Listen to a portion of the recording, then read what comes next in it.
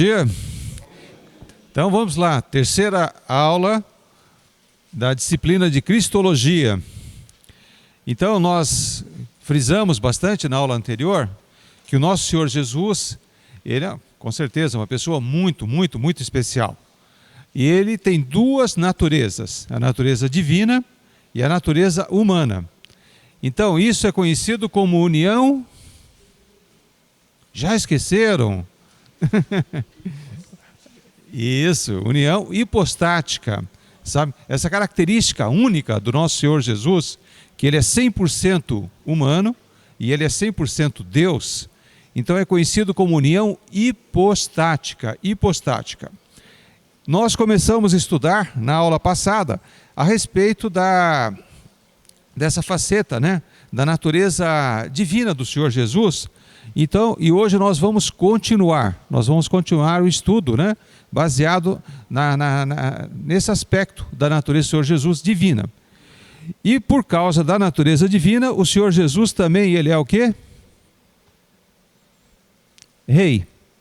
Mas ele não é um rei comum, né?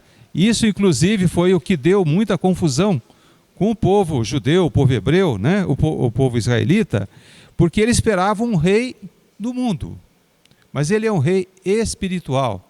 O reino do Senhor Jesus, o reino no qual o Senhor Jesus é rei, é um reino espiritual, é um reino eterno. Ele transcende a terra, ele pega todo o universo, sabe?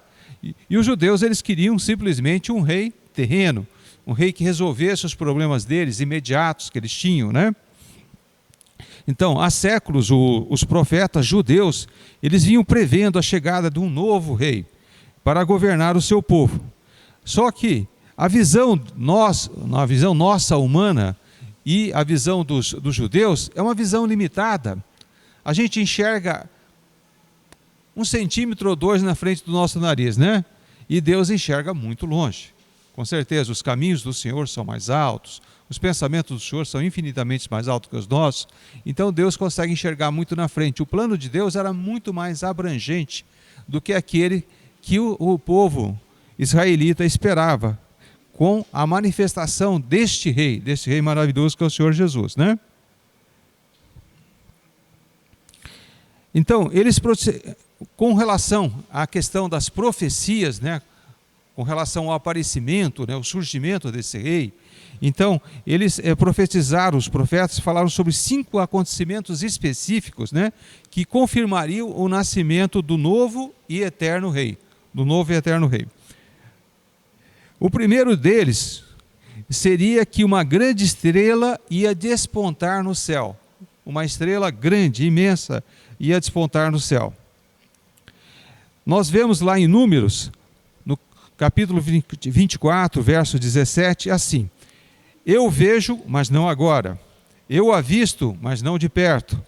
Uma estrela surgirá de Jacó. Um cetro se levantará de Israel. Ele esmagará as frontes de Moabe e o crânio de todos os descendentes de Sete. Então, essa estrela marcaria o nascimento desse rei, desse rei eterno. O segundo sinal que os profetas, né, eles trouxeram, era o local do nascimento. Que esse rei necessariamente, ele nasceria em Belém, sabe? Que é uma cidade muito pequena, mas é a cidade natal, a cidade em que nasceu o rei Davi, sabe? Belém de Judá.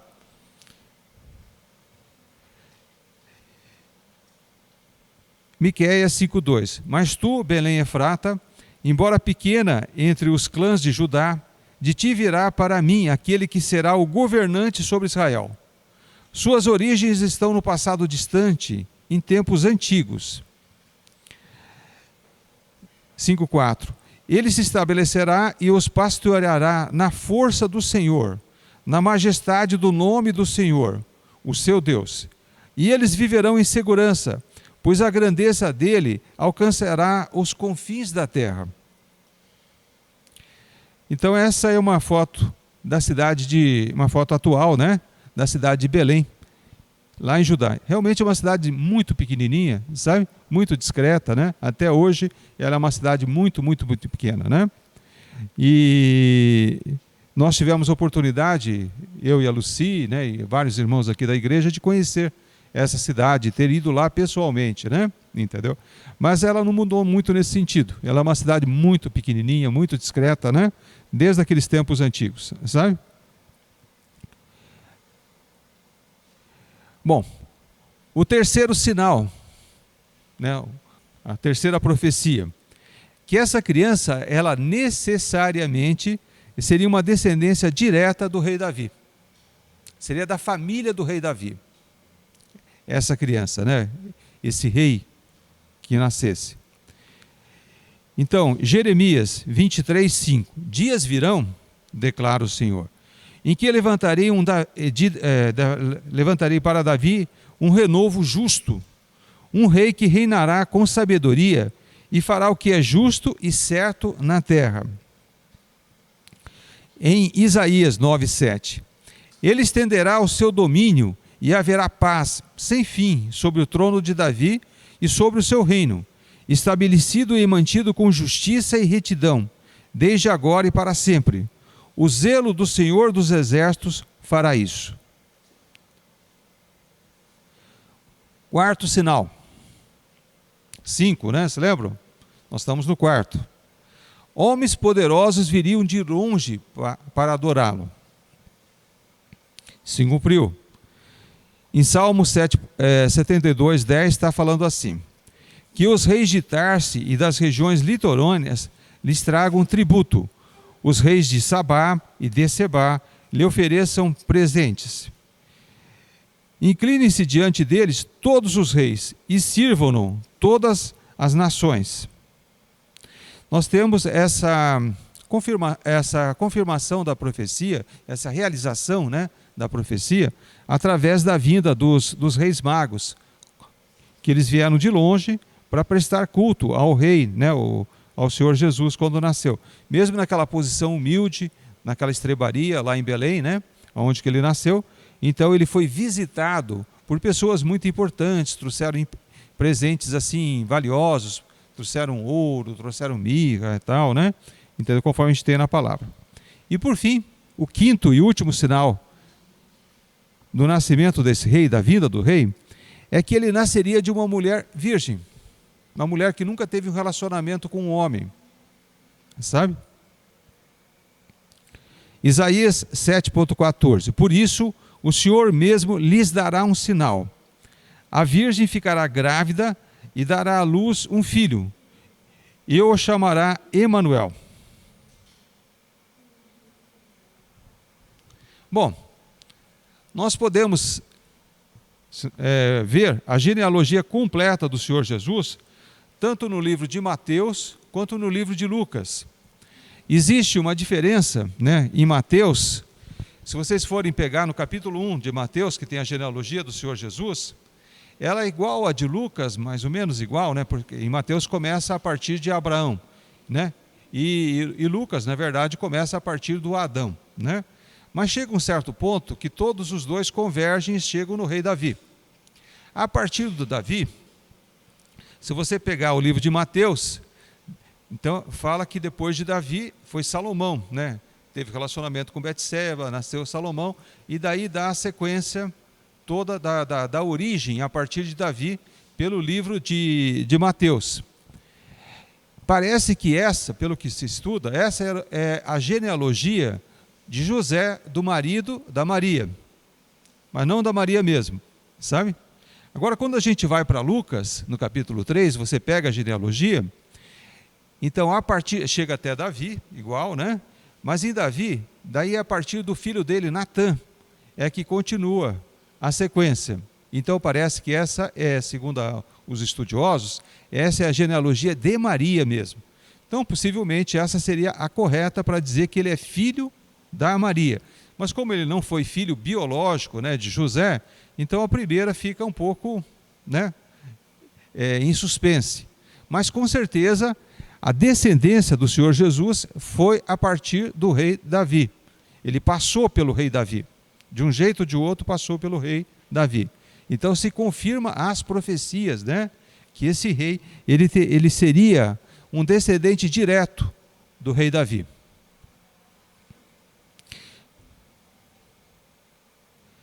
Então, muitos até falam isso, que quando houve essa profecia tal, que Davi teria um descendente, eles acham que é Salomão, né? Que teria um rei que ia ficar no lugar dele. Mas Salomão é um rei eterno? Não. Salomão não morreu faz tempo? Não foi enterrado? Então, não pode ser Salomão. Por mais poderoso que ele tenha sido, por mais que tenha sido um reinado de paz, de prosperidade, de riqueza, foi uma glória, né, no tempo de Salomão. Mas não foi um rei eterno. Ele não reinou eternamente. E Salomão também. Ele também não foi uma pessoa perfeita. Ele teve pecados, teve tudo, né? E a gente sabe que o rei da glória seria uma pessoa totalmente perfeita, né?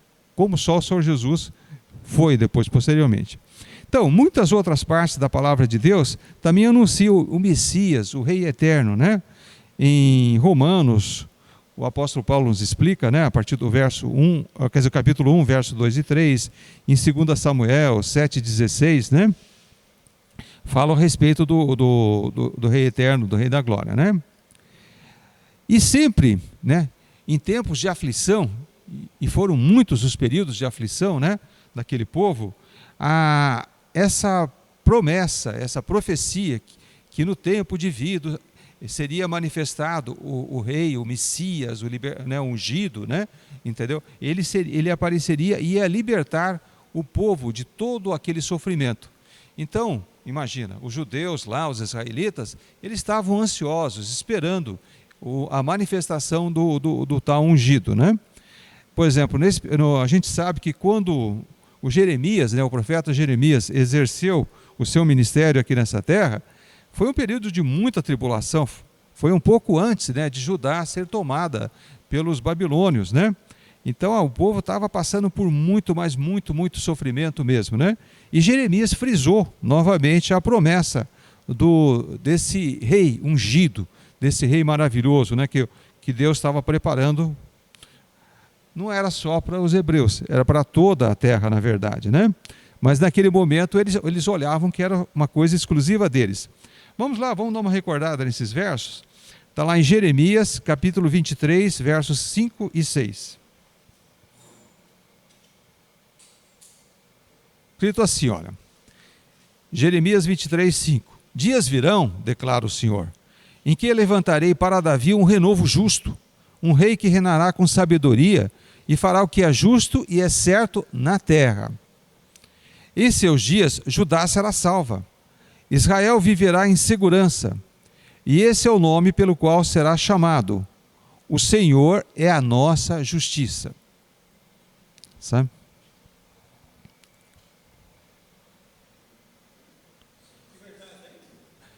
Hã?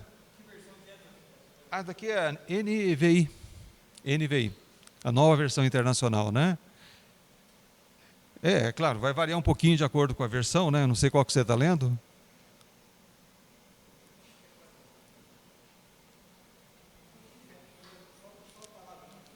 Só as palavras, né? Mas o princípio é o mesmo, né? Não importa qual a versão, né? Entendeu? O princípio é o mesmo. Esse daqui já é uma gravura lá, lembrando o sofrimento do profeta, né? Do nosso Jeremias, né? Que na época dele foi um período de muita, mas muita tribulação, né? E ele foi imensamente perseguido pelo próprio povo, pelos próprios israelitas, né? Contemporâneos dele, né? Bom, o rei Davi era humano, morreu, né? Foi enterrado. A gente teve até a oportunidade de passar pelo local onde que é o túmulo, né, do rei Davi, está lá em Jerusalém, né? Se desintegrou, desapareceu, né? Então, o rei Davi foi um rei temporário. Temporário, consequentemente, não é eterno, não tem nada a ver com, né? O Salomão não foi a mesma coisa? Um rei temporário. Mas a promessa era de um rei eterno. E de um reinado que nunca teria fim. E de um reinado que abrangesse toda. A gente percebe que não é nem só toda a terra, é todo o universo. Seria um rei de tudo, tudo, tudo, tudo, tudo. Ele reinaria sobre tudo, todo o universo. O Messias veio como um rei eterno, imortal, divino, universal, imutável. Sabe? Jesus, o nosso rei, né, nos convoca para governar com ele. Então nós, a igreja do Senhor Jesus, nós que fazemos parte do corpo de Cristo, nós somos convocados para ser o quê? Reis. Também. Assim como ele é rei, ele nos convoca para ser reis, para governar com ele. Por isso que ele é o rei dos reis, certo? Então ele vai governar todo esse universo, toda a terra, né? E nós vamos governar com ele. Vamos dar uma recordada nisso? Vou passar esse vídeo agora para vocês então. Sem dúvida, não era isso que os judeus esperavam. Eles esperavam um rei poderoso que ia libertá-los de anos e anos e anos e anos de sofrimento, que eles foram derrotados, né, pelos seus inimigos. Né? Estudando a palavra de Deus, nós sabemos, né, que o reino inicialmente ele foi dividido, o reino de Israel foi dividido na época, né, do Roboão, o filho de Salomão. Então o reino do norte, o Efraim, o reino do sul, o Judá. Então ele foi primeiro dividido em duas partes. Passou algum tempo, o reino do norte foi totalmente tomado pelos assírios, né? E o povo de lá foi levado, 10 tribos de Israel foi levado para o cativeiro, certo? Passou mais alguns anos, né? O reino do sul, Judá, resistiu, essas coisas assim, mas também foi derrotado pelos babilônios, foi levado escravo, né, para a Babilônia, e passou 70 anos escravizados na Babilônia. Quando eles voltaram da Babilônia, 70 anos depois, para reconstruir Jerusalém e posteriormente reconstruir o templo, essas coisas a mais, eles continuavam escravizados. Eles não voltaram como um povo livre, sabe, para a região deles. Eles continuavam escravos. Eles eram escravos dos babilônios, que passou para os medos, e nessa época mesmo do retorno, eles já eram escravos de um terceiro povo, que um foi dominando o outro, né? Então eles foram passando de mãos em mãos, conforme o senhor deles, né, do momento, ia perdendo as batalhas, eles iam passando de mãos em mãos. Então na época do retorno, eles já eram escravos dos persas. Não foi assim? Isso. Então escravo dos persas, teve primeiro um governador, o Zorobabel, né, que é assessorado lá especialmente por 2 profetas, né, pelo Zacarias, né, e pelo Ageu. E depois teve o Neemias, sabe? Depois do Zorobabel, que assumiu o governo naquela região por um certo tempo, né? Entendeu? Associado pelo Malaquias, que foi o último profeta durante 400 anos. Última pessoa que profetizou durante 400 anos. Até o surgimento, 400 anos depois, de um novo profeta. Quem foi o novo profeta de verdade? Claro que tiveram falsos profetas durante esse período de 400 anos, né? Mas um profeta verdadeiro, um profeta de Deus, sabe? Que foi quem? João Batista, muito bem. João Batista, 400 anos depois. Daí passou um período que chama período interbíblico ou intertestamentário, 400 anos. E o povo naquele tempo, eles não sabiam mais nem o que era um profeta. Você já pensou aqui no Brasil? Você me dizer como é que era o Brasil em 1620, há 400 anos atrás? Que ideia vocês têm do Brasil? Nós temos do Brasil hoje. Então era mais ou menos essa relação de tempo. 400 anos atrás tinha profeta. Daí surge então João Batista, posteriormente surge o Senhor Jesus, certo? E eles ficam impactados, certo? Então vamos lá, primeiro vamos falar do ungido. O que significa ungido? É alguém que foi derramado só um óleozinho na cabeça? O que significava ungido? Qual era o significado? Isso, escolhido por Deus, batizado, confirmados pelo Senhor, em que o óleo representa o Espírito Santo, né? Em que o Espírito Santo foi derramado, foi escolhido, foi separado, sabe? Entendeu? Então Cristo é a palavra grega, que em hebraico é Messias, mas tudo significa ungido. Então quando a gente fala Jesus Cristo, como Jesus significa o Salvador, e Cristo significa ungido, então seria o Salvador ungido, Aqui ele foi ungido pelo Senhor. Isso, Luci, tinha esquecido de abrir.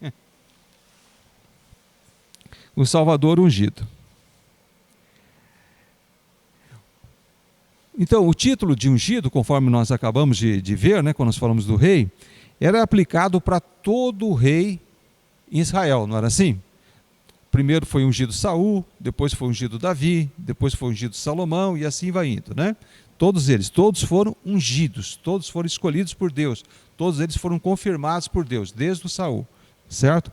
Então, ungido era para você poder exercer esse ministério, rei, você tinha primeiro que ser ungido, para depois você poder ser rei.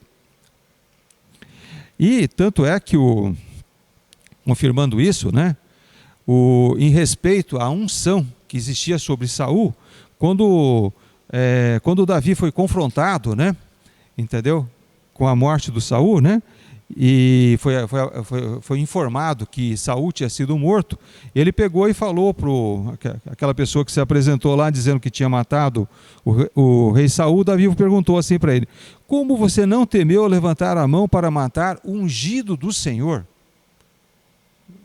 Certo? Não foi assim que ele falou? E depois, posteriormente, o pretenso matador do Saul foi morto, né? Mais uma coisa que nós vamos agora levantar uma polêmica, né? Dos ofícios que existia entre os israelitas, os judeus, os israelitas, era só o rei que era ungido para poder exercer esse ministério? Ou tinha outras funções, outros ofícios que precisava de unção para depois a pessoa poder exercer o ministério? A colinha aqui na frente. Existia outras? Sim. Quem mais precisava ser ungido? Os profetas e os sacerdotes. Entendeu? Você precisava ser ungido para você ser agricultor? Não. Não precisava. Para ser soldado? Não. Não precisava. Para ser um tecelão? Comerciante? Não. Entendeu? Agora, para você ser rei, você precisava, profeta você precisava e sacerdote você precisava, necessariamente. Não que você não pudesse ungir as pessoas para essas outras profissões, esses outros ofícios, mas essas daqui eram necessárias, sabe? Eram obrigatórias. Sem ela você não poderia exercer esses ofícios, nem o ofício de rei, nem o ofício de profeta e nem o ofício de sacerdote. Certo? Concordam comigo? Isso. Então vamos em frente. E olha que coisa interessante. Segundo as profecias, o ungido, o Messias, o Cristo, seria alguém triplamente qualificado.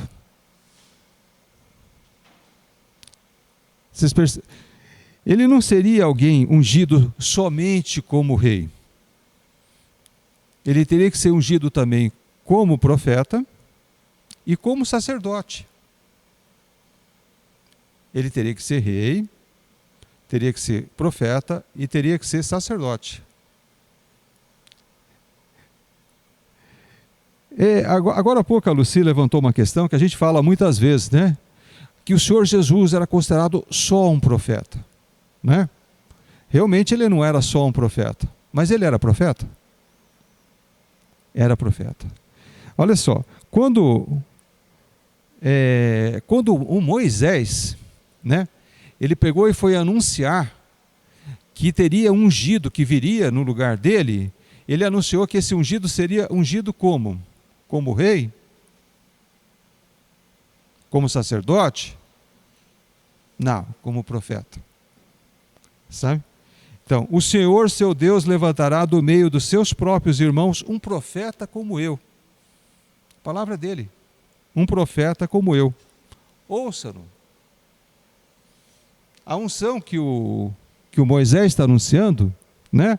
Lá em Deuteronômio, capítulo 18, verso 15, né? Que está falando sobre o Messias ungido, é sobre um profeta. Profeta poderoso. Sabe? Como ele. E logo um pouquinho na frente, no verso 18, né? Deuteronômio 18, Daí é Deus falando, Moisés primeiro falou com o povo, né? Agora é Deus falando com Moisés.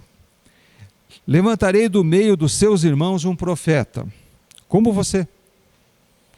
Porei minhas palavras na sua boca, e ele lhes dirá tudo o que eu lhe ordenar. Então, o profeta, o ungido que Deus prometeu para o povo e prometeu para Moisés seria um profeta. Certo? Ele seria um profeta. Agora, observam bem, começando pelo próprio Moisés, quem foi dentro de todos os homens, todas as mulheres de Deus, né, que existiram antes do Senhor Jesus, que existiu depois do Senhor Jesus, quem foi triplamente qualificado como o Senhor Jesus? Existiu alguém? Que foi profeta, foi sacerdote e foi rei? Existiu? Nunca existiu. Nunca. Sabe? O Moisés mesmo, o Moisés é um exemplo, né? Ele é um herói bíblico, né? Um gigante, né? Dentro da palavra de Deus, né? Ele foi um profeta? Moisés foi profeta ou não foi? Foi, com certeza, foi. Ele mesmo está se dedicando, um profeta como eu. Ele mesmo está se identificando. Ele foi um profeta. Ele foi um sacerdote? Mais ou menos, né? Mas ele passou a função para o Arão, né? Ele foi um sacerdote meia boca, né? Ele até fez alguns sacrifícios, fez isso, fez aquilo, né? Mas logo que ele pôde, ele passou essa função já para o irmão dele, para o Arão, né? Entendeu? E ele foi rei? Não. Ele foi tipo um juiz, né? Dirigiu o povo, liderou o povo, tal, mas ele nunca foi ungido como rei, o Moisés. Foi um líder fantástico, mas ele não era rei. Ele foi ungido como profeta, né? Exerceu algumas coisas de sacerdote, né? Que ele teve uma dupla função, né? Mas ele não conseguiu, mas ele nunca foi rei. E olha, o Moisés que era o cara, né? Ele era o suprassumo, realmente, né? Mas quais as funções do profeta? Quais as funções? O profeta ensina? Ensina ou não ensina? Ensina, com certeza. Ele denuncia raça de víboras, né? Denuncia? Denuncia. O profeta denuncia, é função do profeta denunciar. O Jeremias, né? As denúncias que o Jeremias fazia, o Isaías, né? Entendeu? Todos os profetas, todo profeta que tem nome de profeta, denuncia. Ele prevê o futuro. Uma estrela vai surgir, né? E ali vai nascer um novo rei e tal. Ele prevê o futuro, o Daniel, né? Falando do final dos tempos, assim, né? Então, e ele opera milagres? O profeta opera milagres ou não opera milagres? Opera. Se lembra lá as curas, né? Elias, Eliseu, né? Curaram, né? Até ressuscitação de pessoas mortas, assim como aconteceu posteriormente com o Senhor Jesus, né? Quando o Senhor Jesus ressuscitou o Lázaro, ressuscitou o filho da viúva de Naim, mas antes já tinha acontecido, né?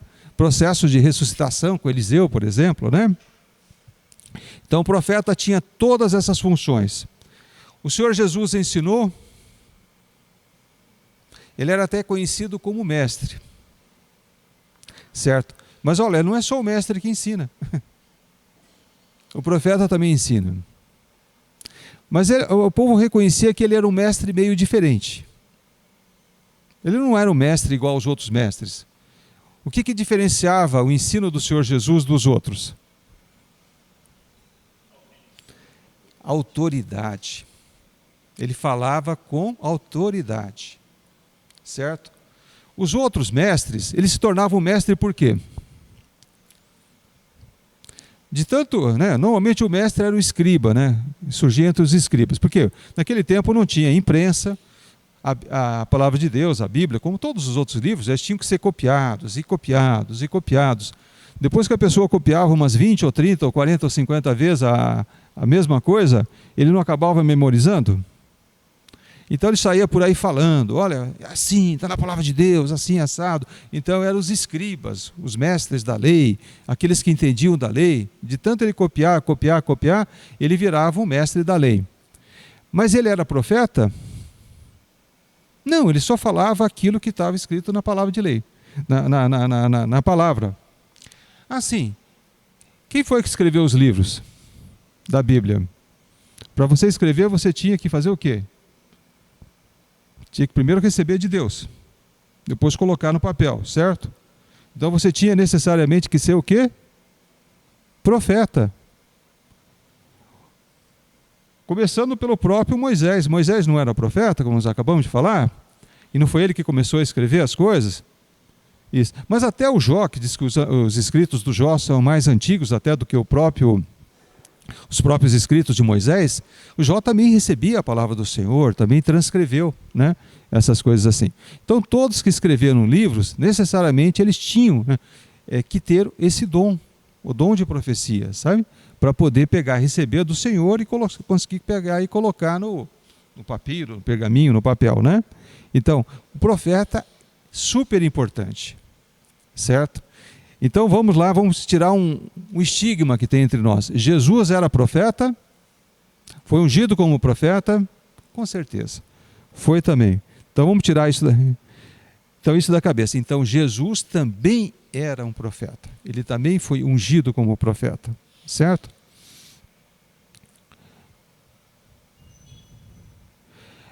Então em João 6,14 está escrito assim: depois de ver o sinal miraculoso que Jesus tinha realizado, o povo começou a dizer, sem dúvida este é o profeta. Observa o.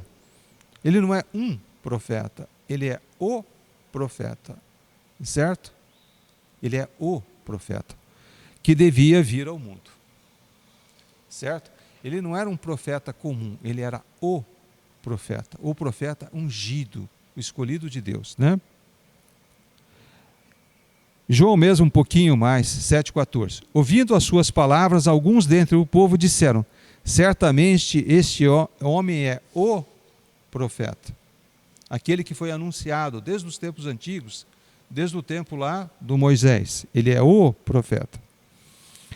Aquela mulher lá, que estava no poço de Jacó, a mulher que teve, quanto foi? 5 maridos ou 6? Às vezes eu me perco, era tantos, né? 5, né? E aquele que estava vivendo com ela ainda não era o marido, né? Entendeu? Mas ela não teve dúvida, mesmo assim o Espírito Santo iluminou aquela mulher, né?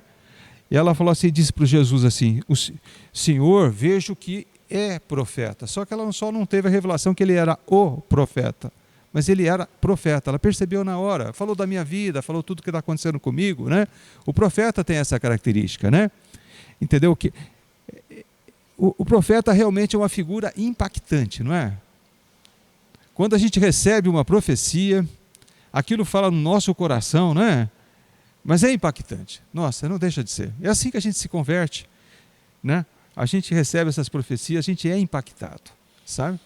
Realmente, quando a gente encontra um profeta de Deus, não tem como não ficar impactado. É Deus falando com a gente, sabe? Através daquela pessoa.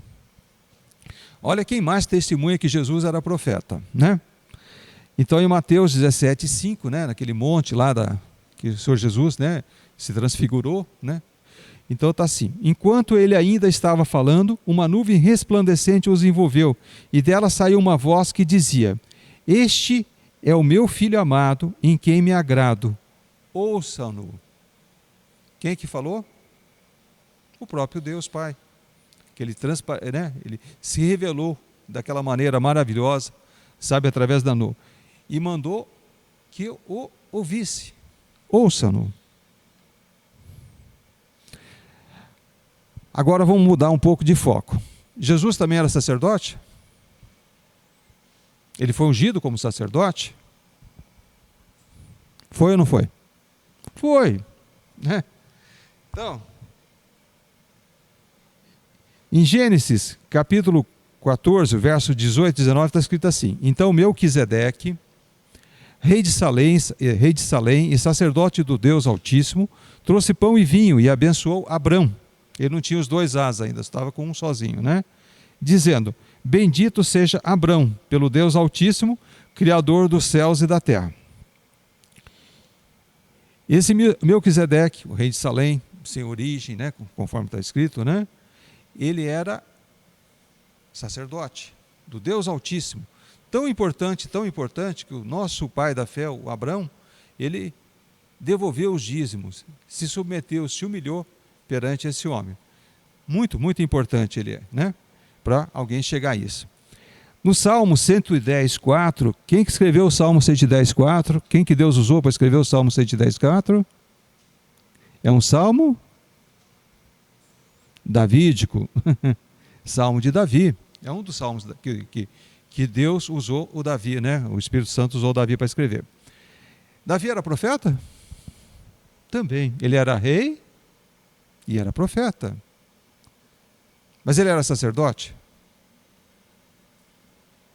Ele foi ungido como sacerdote? Não, Davi não era sacerdote. Mas ele foi rei, foi ungido como rei, não foi? Foi. Ele foi ungido como profeta? Com certeza foi, senão não tinha escrito isso, sabe? Mas ele não foi ungido como sacerdote. Mas ele era rei e ele era profeta. Ele profetizou sobre o Senhor Jesus. Então, aqui o Davi nos deixou escrito aqui. O Senhor jurou e não se arrependerá. Tu és sacerdote, segundo a ordem de Melquisedeque. Ele profetizou que o Senhor Jesus, né, ele seria um sacerdote. E um sacerdote segundo a ordem do rei de Salém, o Melquisedeque. Quais são as funções do sacerdote? O que um sacerdote faz? Esses dias atrás teve na reunião das 6, né? A Roma, né? Ela trouxe uma palavra maravilhosa. Hã? Isso. Eu confundo, me perdoe, jovens, né? Estou conhecendo vocês agora, e eu estou velho, meus neurônios já não funcionam, né? Também, então às vezes eu esqueço os nomes, tá? Mas eu admiro, né? Especialmente quando eu vejo que alguém é usado por Deus assim de uma maneira assim tão poderosa, sabe? Mas ela falou assim que a primeira função do sacerdote é manter a chama do altar, né? É ou não é? Claro. Nós temos que manter a chama acesa, a chama do altar. Isso é ser sacerdote, sabe? É aquele que mantém o fogo lá, né? Mas ele não só mantém o fogo aceso, não só bota a lenha, como ele tem que limpar as cinzas depois, né? Tem que deixar o altar limpinho, para poder botar mais fogo, sabe? Então tem que sempre estar limpando o altar. Ele bota fogo, pega fogo, tal, depois ele tira as cinzas, né? Limpa para botar mais lenha, mais fogo, né? E assim. Ele oferece sacrifício pelo menos 2 vezes por dia. Um sacerdote que é digno do nome, desde os tempos lá antigos, né? Até hoje, um sacerdote tem que oferecer sacrifício pelo menos 2 vezes por dia. E ele tem que aspergir o sangue, né, sobre o altar, renovar, sabe? Então era a função dos sacerdotes antigos, né, lá em Israel, continua até hoje. Tem que manter acesas as lâmpadas, aquele menorá, aquele candelabro maravilhoso lá, que de ouro, né? Tem que estar todas as lâmpadas com óleo, sabe? E tem que manter elas acesas, né? Tem que acender o incenso, a gente tem que sentir o perfume de Cristo, né? Tem que manter aceso o incenso. Tem que preparar a mesa dos pães, deixar os pães lá, né? E outras funções assim que são talvez menos assim importantes, né? Mas são importantes também, com certeza. Todas aquelas festas religiosas que eram organizadas, era o sacerdote que liderava, ele que fazia toda aquele, né, organização das festas religiosas, as festas das cabanas, por exemplo, né? Tudo, né? Função do sacerdote: julgar os casos das mulheres suspeitas de adultério, né? Jesus fez isso? Fez ou não fez? Fez. A mulher foi pega em adultério, levaram para Jesus, sabe? Eles reconheceram que Jesus era um sacerdote, porque se ele ia julgar, e aquilo era a função do sacerdote, sabe? Ele tinha essa prerrogativa. O povo estava reconhecendo, né, através dessa atitude, que ele era um sacerdote, sabe? Julgar demandas judiciais, certo? Também era função do sacerdote. Dar vereditos nos casos de lepra. Você sabe que a medicina toda deriva dos sacerdotes? Era uma função que originalmente Deus deu para os sacerdotes. Então, Até hoje se fala que medicina é um sacerdócio, né? Entendeu? Eu me lembro que quando eu entrei na faculdade de medicina, tinha uma colega minha na época, né? Que ela falou acho que umas 20 vezes para mim, né? Eu quase fiquei... Falou, você já pensou na responsabilidade? Você vai ser médico. Você vai ser médico, né? Eu falei, eu sei. Graças a Deus, eu fui abençoado. Passei na faculdade de medicina, entrei, né? Você vai ser médico. Isso é um sacerdócio. Isso é um sacerdócio, né? Você já pensou na responsabilidade? Acho que eu não tinha pensado direito, meu, né? Quase deu vontade de desistir naquela época, lá, de tanto que ela falou, né? Mas era o propósito de Deus que eu fosse, né? Então persisti na caminhada e estou aqui até hoje, né? Mas então, o sacerdócio é um precursor dos médicos. Então, quando fala que Jesus é o médico dos médicos, é uma coisa super certa, né? Entendeu? E por fim, eles têm o direito, né? Têm o direito de receber os dízimos, as ofertas, para o sustento dele, próprio sacerdote, e da sua família. Quem que é a família do Senhor Jesus? Todos nós, né? Então, Jesus era sacerdote? Fechado, né? Jesus era sacerdote. Então, três qualificações ele tinha.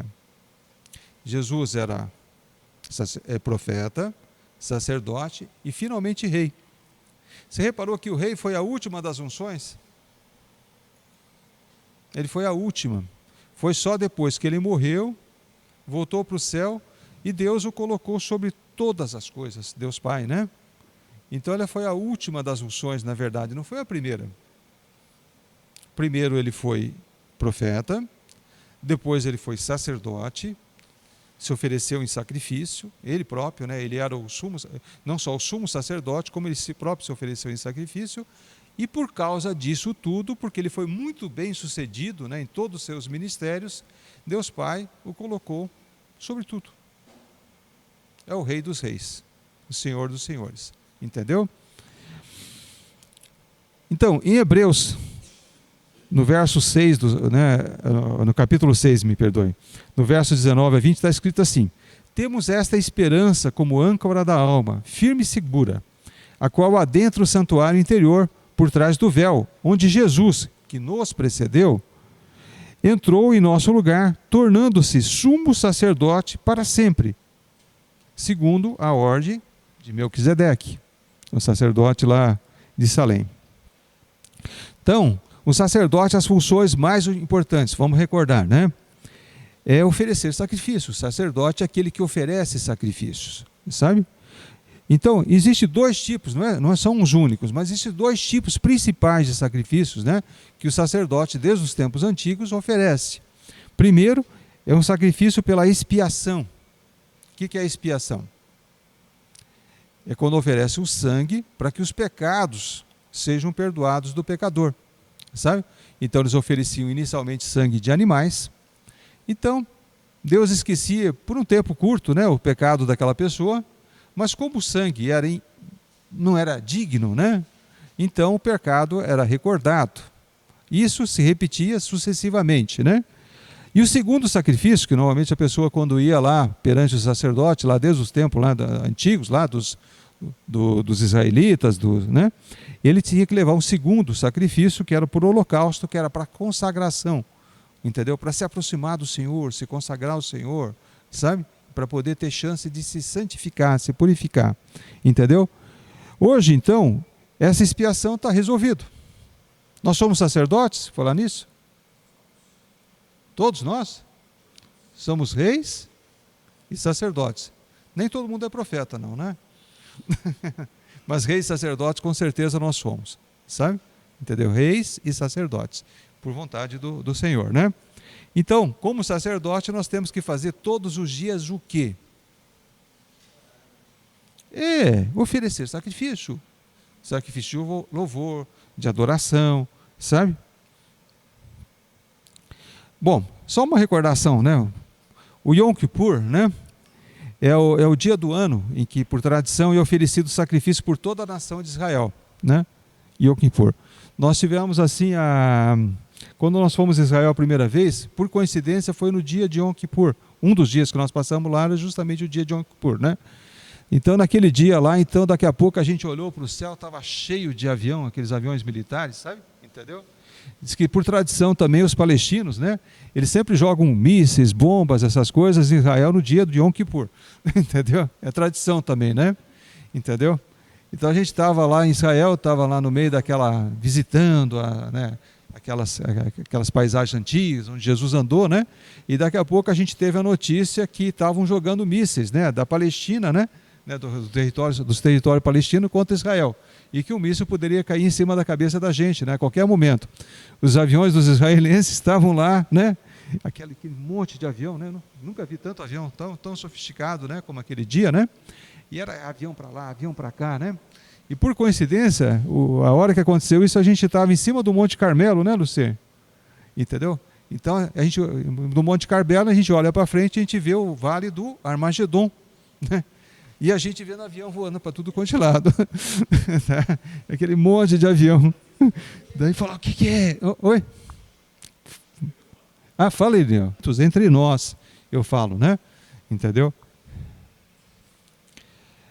Você já pensou que experiência interessante? Está em Israel, no dia do Yom Kippur, né?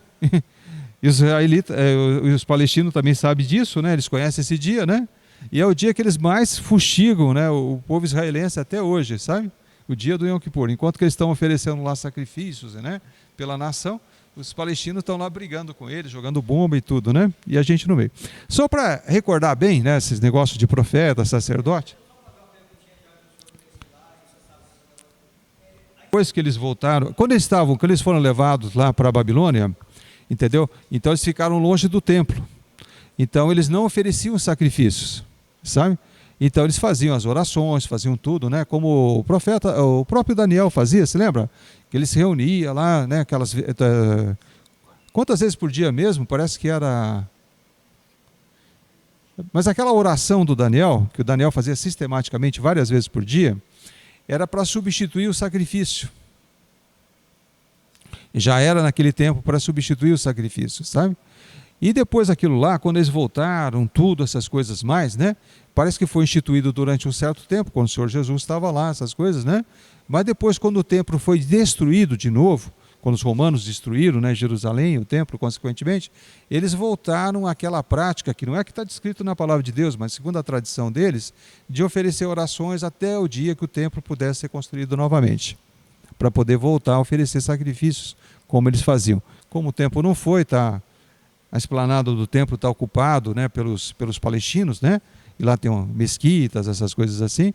Então eles estão esperando construir o templo novamente, os israelitas, né, para poder oferecer sacrifícios novamente lá. Mas só quando o templo for construído, for consagrado, é que eles acreditam que eles vão poder oferecer sacrifícios. Tá? Então vamos lá. O profeta, vamos só para ficar bem claro na nossa cabeça, né, essa distinção entre profeta e sacerdote. Eles são muito parecidos, inclusive, só que ele é como se fosse duas moedas, duas faces de uma mesma moeda, né? O profeta, quando Deus quer falar com a gente, o que ele faz? E o profeta fala com a gente, entendeu? Então, Deus falando com o homem, o intermediário é o profeta, sabe? Deus fala com o profeta e depois o profeta fala com os homens. Quando os homens querem falar com Deus, o que eles fazem? Procura o sacerdote e o sacerdote comunica para Deus o que os homens estão pedindo, né? Mas como nós somos sacerdotes, sabe? Como Deus, Jesus Cristo, através do seu sacrifício, nos elegeu a todos sacerdotes, e o Senhor Jesus é o sumo sacerdote, né, que está lá no templo. Então por isso que a gente tem esse privilégio de orar em nome do Senhor Jesus, certo? Através do Senhor Jesus a gente consegue falar direto com Deus. Mas antes, né, do Senhor Jesus ter feito tudo o que ele fez e ter nos dado esse privilégio maravilhoso, era mais complicado, né? A gente tinha que pegar lá o cabritinho, pegar a ovelha, pegar as pombinhas, se fosse pobre e tal, né? E ir lá conversar com o sacerdote para a gente se comunicar com Deus. Era assim que eles faziam, sabe? Entendeu? Agora ficou tudo muito simplificado. É tão simples que a gente nem dá valor, sabe? Tão fácil, tão simples, né, que as pessoas não dão valor. Mas o sacerdote continua sendo essa função. Quando o homem quer falar com Deus, é através do sacerdote. Quando Deus quer falar com os homens, é através dos profetas.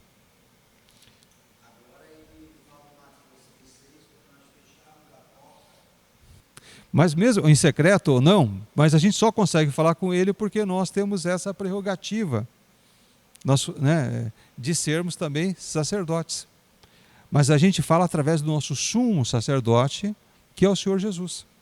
A gente é sacerdote, mas ainda assim o nosso canal, a nossa ligação com o Pai é através do sumo sacerdote, que é o Senhor Jesus. Então aqui é uma gravura, né? Do Davi, né? Sendo ungido por quem? Quem que esse homem alto de azul aqui? Samuel. Foi Samuel que ungiu tanto Saul quanto Davi, né? Entendeu? Samuel foi um cara muito especial também, né? Ele talvez foi o equivalente ao Moisés, assim, né? Olha, ele era profeta ou não era? Ele foi ungido como profeta? Foi. Sacerdote? Também. Mas ele foi rei? Não foi. Não foi. Ele era juiz. Foi juiz em Israel, mas ele não foi rei. Sabe? Ele nunca foi rei. Mas ele era um cara... Diz que a palavra do Samuel nunca caía por terra. Por que será que quer dizer, Deus falava para ele, né? Ele era um profeta, né? Deus falava para ele e ele falava para o povo, e tudo aquilo que ele falava acontecia. Nunca a palavra do Samuel caía por terra. Nunca deixava de acontecer aquilo que ele falava. Por que será que acontecia isso? Porque ele era muito atento. Ele ouvia direito o que Deus estava falando e não falava nem mais nem menos. Ele só falava aquilo que Deus falava. Entendeu? Ele era um cara muito criterioso, sabe? Entendeu? Ele era muito ungido, muito assim, e tinha uma revelação absurda do Espírito Santo de Deus dentro dele, né? Então você não deve ousar a falar nem mais nem menos. Se você é profeta, você tem que falar exatamente aquilo que Deus mandou você falar. Não fale mais, não fale menos. Porque se você falar diferente do que Deus falou, o que vai acontecer? Aquilo que você falou vai cair por terra. O que é um falso profeta? Aquilo que ele só fala o que está na cabeça dele, do ser humano. Não fala nada do que Deus falou. E se um falso profeta fala, ele vai fazer o que a gente chama de profetada, né? Vai dar tudo por terra. Nada vai acontecer. Tudo errado, né? Entendeu? Vocês já tiveram contato com falsos profetas? Eu já tive muito, né? E uma das coisas que mais afasta as pessoas de Deus, você estava falando, né?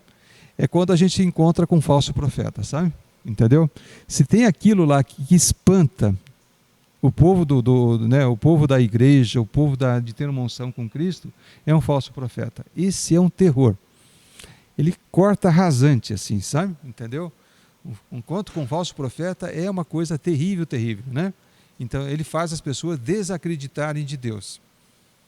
Porque ele fala que ele está falando em nome de Deus, né? Uma vez eu me lembro que tem um pedaço de terra lá que foi meio invadido lá, sabe? Por um povo que se dizia que queria ocupar aquele lugar para fazer um templo, fazer isso, fazer aquilo, né? Então eu cheguei lá, fui conversar com eles, uma boa, né? Essas coisas assim, sabe? Que aquilo lá já tinha dono, já tinha propriedade, não era, pelo menos Deus não tinha falado para mim que tinha que construir templo nenhum lá em cima, né? Para deixar do jeito que estava, né? Entendeu? Não tinha recebido nenhuma ordem de Deus, essas coisas, né? E daí veio uma pessoa e falou, mas eu tive um sonho ontem à noite. Falei, teve um sonho ontem à noite. Eu vi uma pessoa dentro de uma F1000 totalmente esmagada, sabe? Falei, meu amigo, se você está falando de mim, em primeiro lugar, eu nem tenho F1000. Tá? Meu carro não é uma F1000. Então, e Deus não falou para mim que eu ia morrer. Entendeu? Não mandou ninguém falar para mim que eu ia morrer. Entendeu? Então, fica com a boca fechada, que isso não é comigo. Tá? Eu morri? Não estou vivo falando com vocês aqui? Era o quê? Uma profetada, né? Mais uma, né? Mas as pessoas usam. Muita gente usa esse pretenso poder, né? Entendeu? Para querer controlar os outros. usa o nome de Deus para controlar os outros, sabe? Não existe nada mais anticristão do que isso. Então, continuando lá com essa natureza divina do Senhor Jesus como ungido, né? Então, Jesus era o Messias aguardado em Israel, que foi anunciado no Antigo Testamento. É ou não era? Isso. Então, Deus Pai ungiu Jesus com o Espírito Santo, portanto, com poder na ocasião do batismo no Rio Jordão. Ele foi anunciado com todo o poder, com toda a unção, né? Para exercer os ministérios dele. Em Mateus 3,16 está escrito assim: assim que Jesus foi batizado, saiu da água. Naquele momento, o céu se abriu e ele viu o Espírito de Deus descendo como pomba e pousando sobre ele. Então, no batismo, Jesus recebeu autoridade, capacidade e poder para executar a sua missão. Foi no batismo que ele recebeu a unção. Aí ele foi ungido. Durante o processo de batismo, o Espírito Santo, né, que é o próprio, ele é representado pelo óleo, né, mas ele é o importante. Ele adentrou no Senhor Jesus e o capacitou imediatamente para que tudo aquilo que Deus Pai esperava dele fosse realizado. Ele teve aquela capacitação sobrenatural, né? Então aqui é uma gravura representando esse fato, né?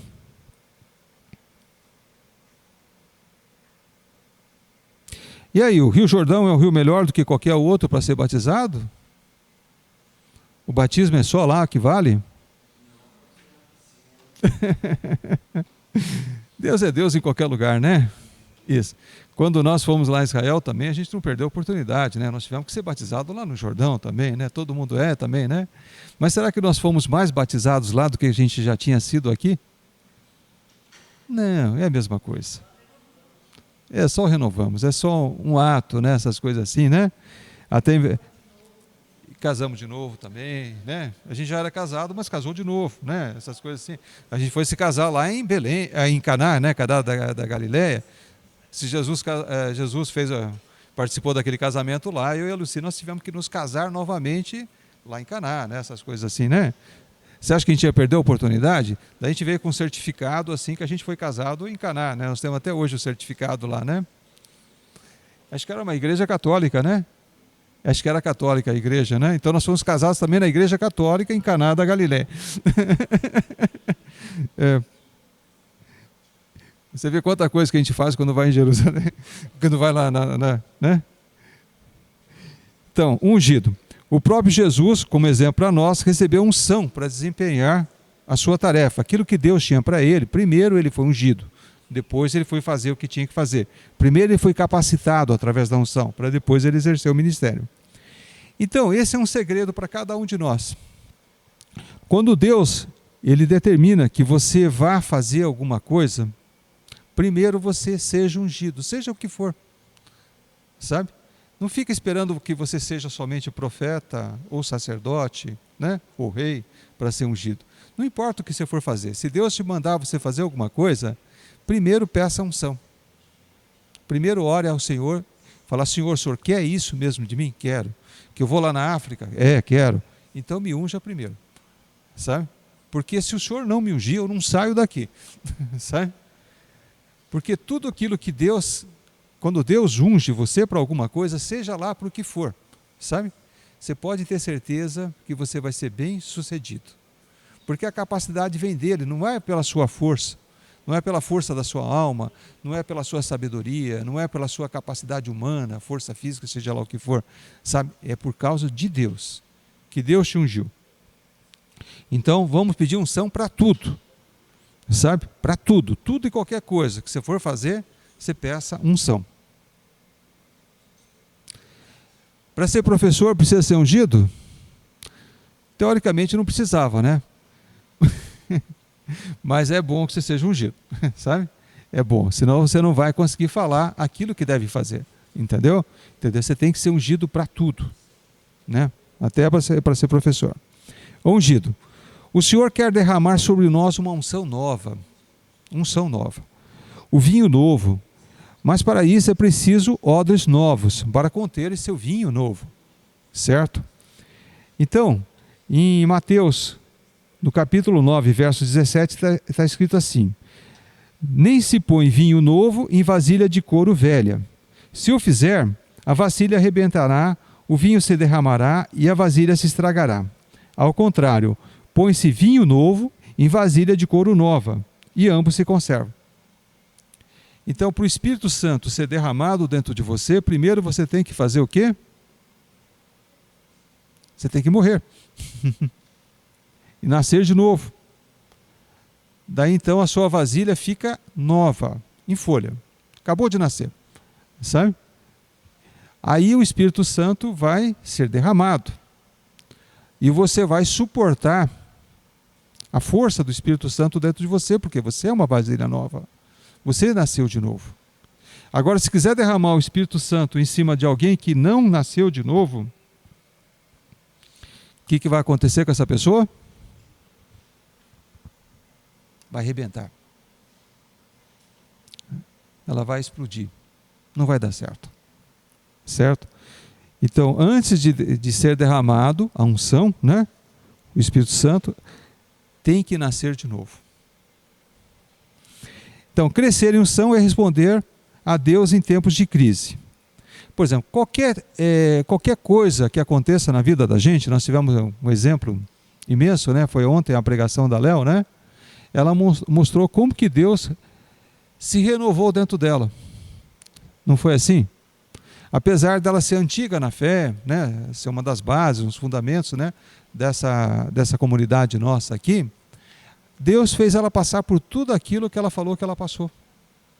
Por que Deus fez a Léo passar por tudo aquilo? Para capacitar ela mais ainda.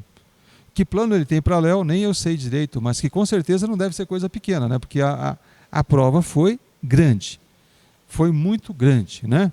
Ela passou por muito sofrimento. Ela foi renovada, né? Foi renovada e foi renovada e foi renovada. Então, unção grande, grande provação. Quanto mais você se aproxima do Senhor, mais Ele vai te provar. E quanto mais Ele te provar, mais forte você vai ficando, pela presença do Espírito Santo. Mais, né? Então, mais unção, mais prova, e é o ciclo. E a gente vai crescendo espiritualmente através desse reforço da unção sobre as nossas vidas. Mas sempre que quando Deus dá uma unção nova, Ele dá prova nova. Mais poder.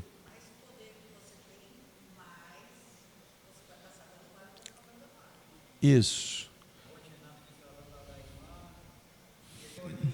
É bom. Você pede fé, você pode contar que vai ter muita aprovação. Muita aprovação. Mas como que Deus prepara as coisas, né? Eu e a Lucy, nós tivemos um testemunho ontem maravilhoso, né, Lucy? Tem uma pessoa que se aproximou de nós, assim, nos últimos dias, sabe? Uma senhora, né? A nossa funcionária lá de casa, né? Ela teve um acidente de moto, feriu a perna, ela teve que ser afastada do trabalho, essas coisas assim, sabe? Então a Lucia, a Thaís tiveram a ideia de contratar, em vez de contratar um funcionário fixo, né? Contratar uma pessoa que faria só um trabalho esporádico, né? Uma diarista, né? Que chama, né? Isso.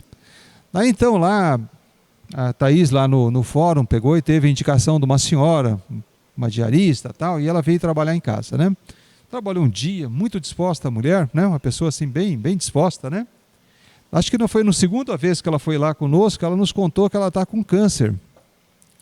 E que ela está totalmente tomada, sabe? O câncer é metastático, sabe? Tem tumor esparramado para todo quanto lugar, ela já fez tratamento, aquele tumor esparramou, sabe? E daí a gente ficou impactado, né? Para vocês imaginarem, ela tem que tomar morfina 2 vezes por dia, a mulher, né? 2 vezes por dia tomar morfina. E ela foi parar lá em casa, e ela contando, e a gente vendo aquela disposição toda, ela trabalhando, né? Então eu comentei com ela assim, se eu tivesse com um câncer desse, o que eu estava fazendo? Eu estava em casa, né? Parece que ela tem uma criança de 5 anos, sabe? Eu ia ficar com meu filho esperando a morte chegar, né? Entendeu? Lá, ficar com o filho, aproveitar aqueles últimos momentos até o dia de morrer, né? E a mulher está o quê? Trabalhando. Foi trabalhar. E trabalhar na nossa casa ainda, por cima, né?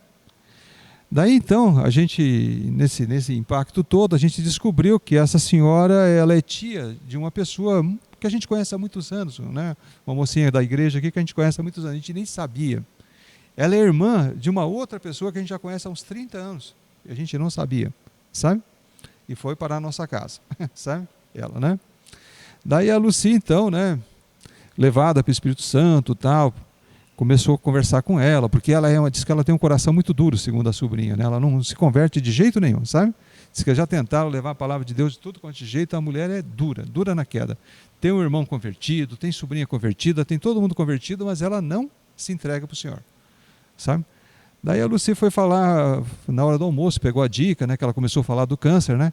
Então ela pegou e contou aquela história lá da mulher com fluxo de sangue, que Jesus consegue curar qualquer coisa, né?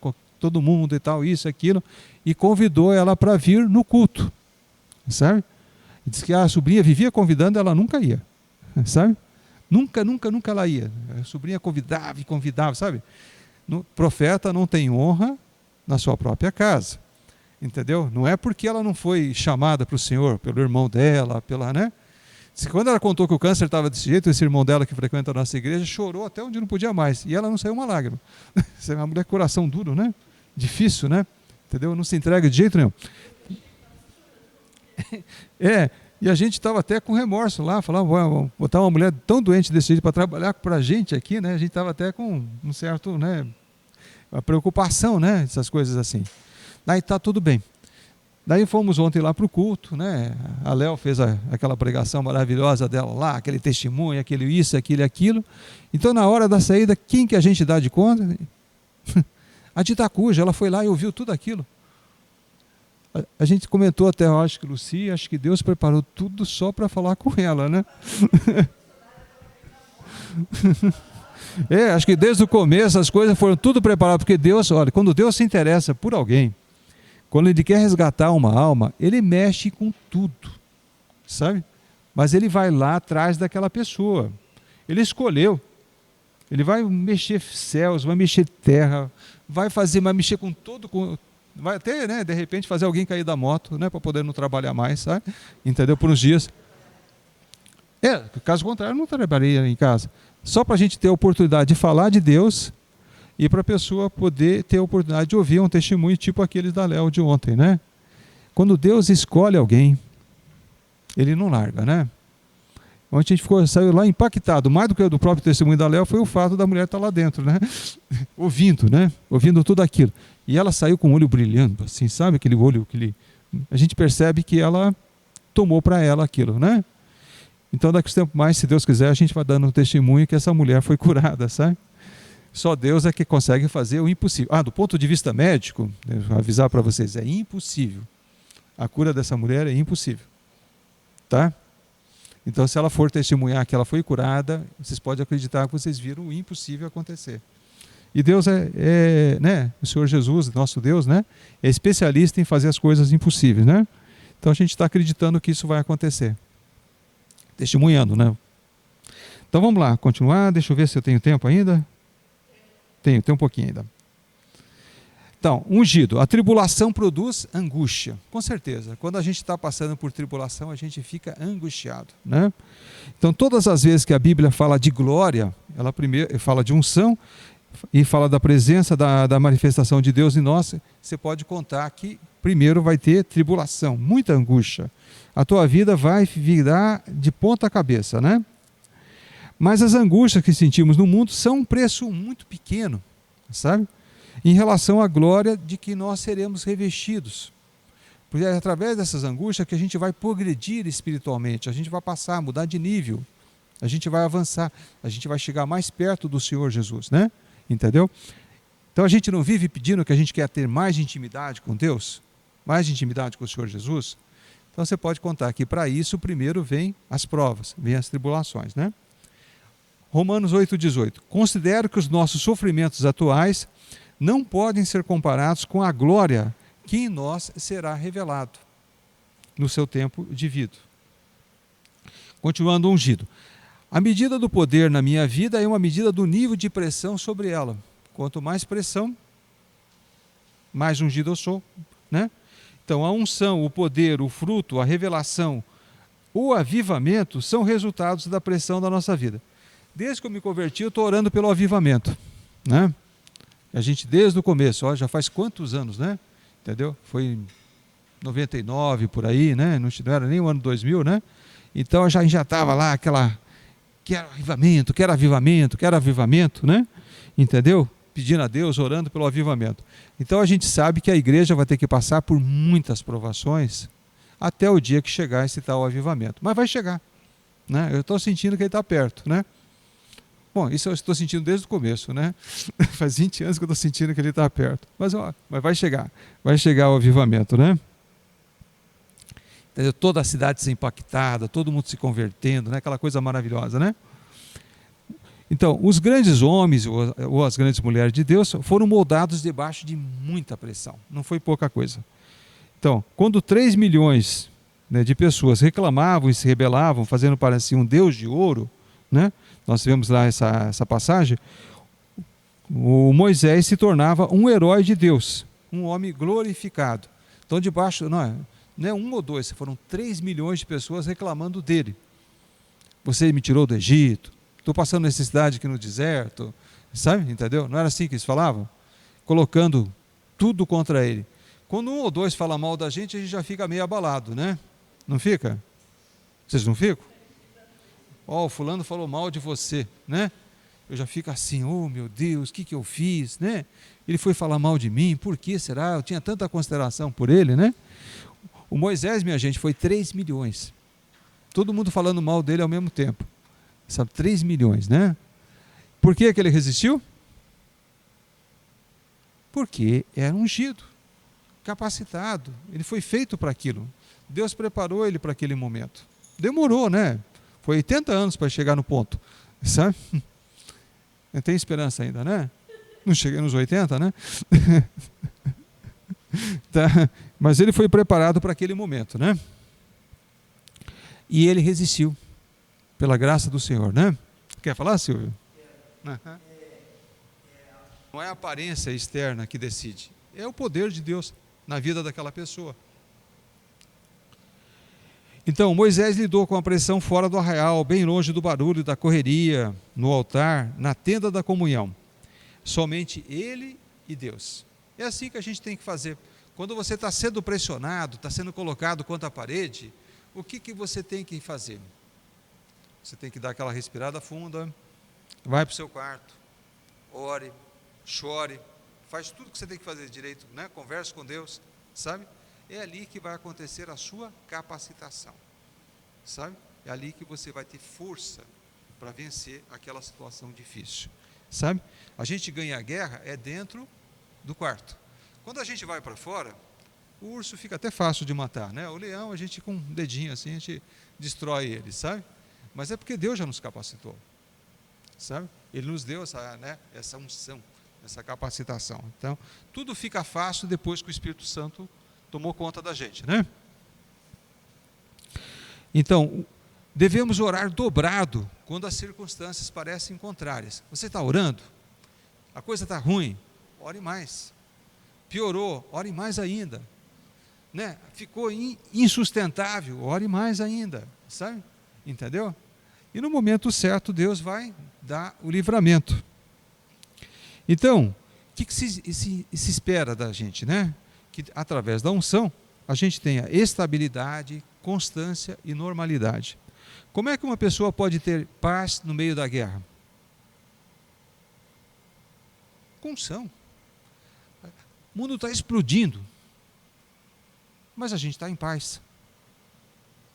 Às vezes a pessoa chega para mim e fala assim, mas como é que você é tão calmo, né? Sempre foi assim? Eu falei, não, você não conhece. Eu era o cara mais nervoso do mundo, sabe? Minha família, né, tinha um horror de mim, sabe? Eu explodia por qualquer coisa, né?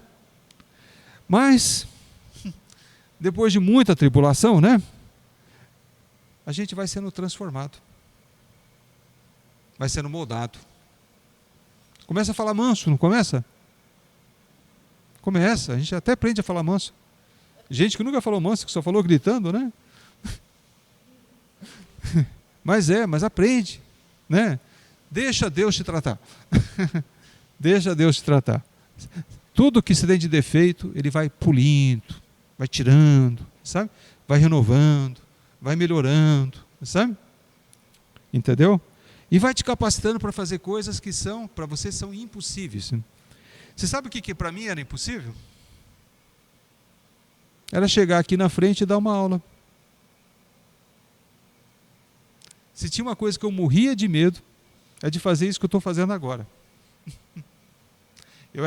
Para mim, eu era totalmente incapacitado. Quer dizer, tem uma época que eu não falava bem, trocava as palavras, né? Entendeu? Às vezes eu estou pensando numa coisa, falo outra, sabe? Entendeu? E aí fazia tudo errado. Isso. Não, isso quando eu era novo já era assim, depois que eu fiquei velho ficou pior, né? Entendeu?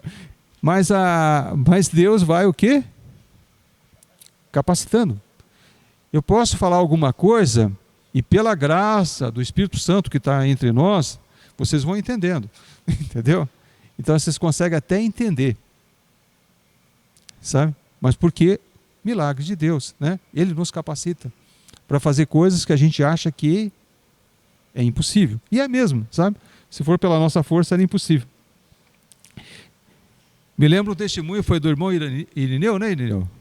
Acho que foi a primeira vez que eu fui falar em público lá, uma das primeiras vezes que o Irineu me colocou para falar em público lá. Teve uma pessoa que falou, nossa, mas ele é muito vazio. Falou quase nada.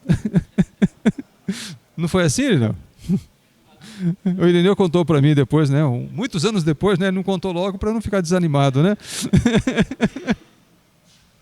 Mas olha, não tem, é raso, vazio, não fala nada com nada, não tem nada com nada, né, Irineu?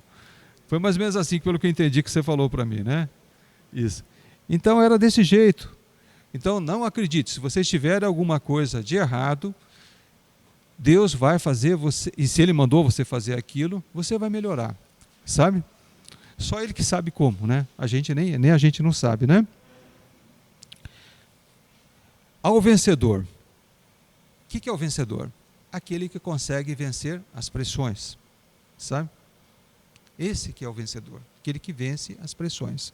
Capacitado por Deus, vence as pressões. Apocalipse 3,12, a promessa. Farei do vencedor uma coluna no santuário do meu Deus, e dali ele jamais sairá. Escreverei nele o nome do meu Deus, e o nome da cidade do meu Deus, a Nova Jerusalém, que desce dos céus da parte de Deus.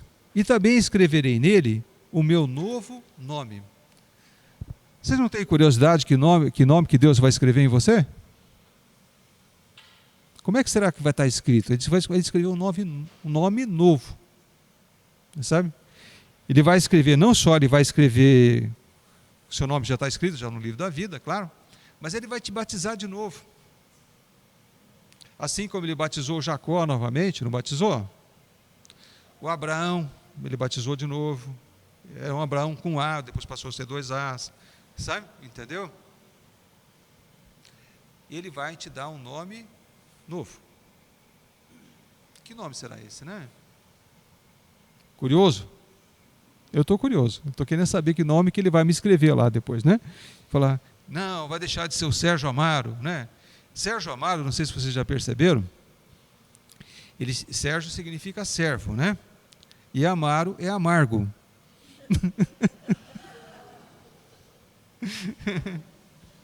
Não é assim? Então seria o servo amargo, né? Ele tem que mudar esse nome, né?